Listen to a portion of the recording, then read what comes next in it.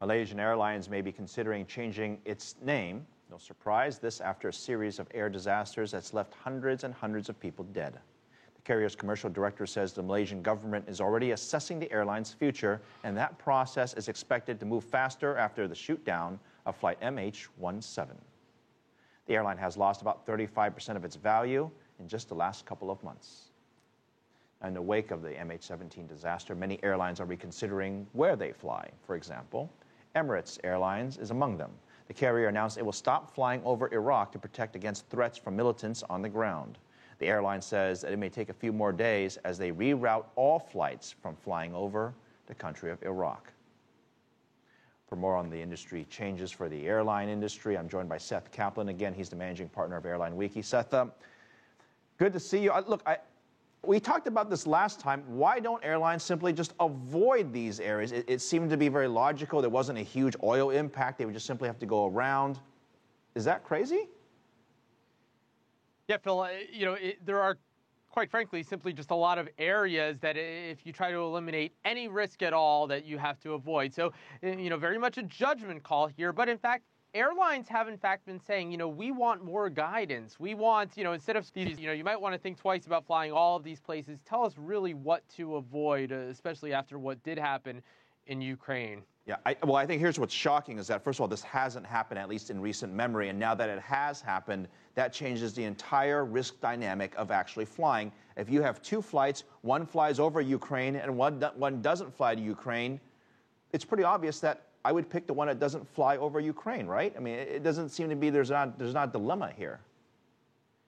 And in retrospect, obviously, it was a poor decision to fly over Ukraine. But, there are all kinds of other risks, weather risks, as we've also learned all too well in recent weeks. So, when you're a pilot working with your airline, working with air traffic control, trying to determine if the weather is more of a risk than something else, fortunately, more often than not, the decisions are good ones. But we've seen in recent weeks, not just the decision to fly over Ukraine, but perhaps the decision to land in Taiwan, although we'll learn more about that. For example, these are tough choices and usually the correct one's made, but not always. Seth, I want to ask you, Malaysian Airlines, we mentioned it earlier, they're now thinking about changing their names. We don't know what happened to the first flight, Flight 370. We do know what happened to the second flight, number 17. Where does the company do from here? I mean, I know people are blaming them, but some people are also coming to their defense saying that, hey, look, we don't know what happened to one of the flights, and the other one wasn't their fault. Yeah, no question that there was at least some very bad luck involved. What happened over Ukraine, yes, they did choose to fly there, but so did many airlines, even though others were avoiding it.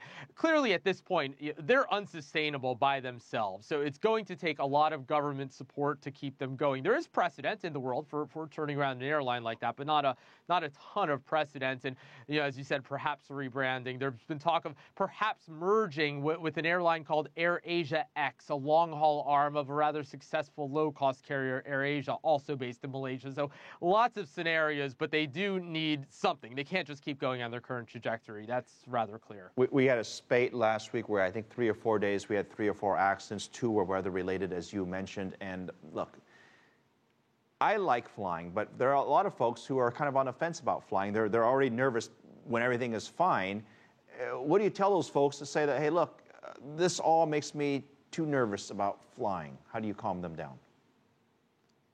Well, flying still is safer than almost any other thing we do during our lives, and there have been times when I've taken a trip, let's say, perhaps to a zone of the world that was, where there had been some conflict. And people in my own life say, are you nervous? And I say, well, nervous about what? The drive to the airport? Because that's more dangerous than the flight all the way to, let's say a place like Libya, which I did visit last year. I perhaps would not do that at the moment, for example. So certainly lots of risk in our lives, risk when we fly, but less risk in terms of the flight itself than a lot of other things that we do. Since we have you, what's the latest now with the investigation of Flight 17 on the ground there in that disputed area in eastern Ukraine? Malaysian Airlines has said that they're trying to get their people on the ground. They had an agreement apparently with the separatists, but then the Ukrainian military is supposed to come in as well. It's gotten quite messy. I don't know if we're ever going to have a real investigation.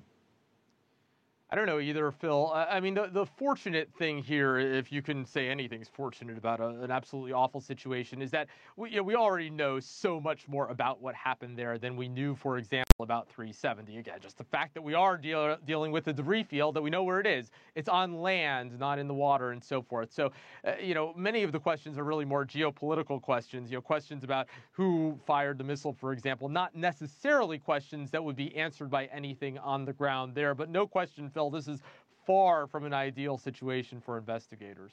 Very quickly, have you heard anything about that first aircraft that has gone, I guess missing is the correct word, but 370?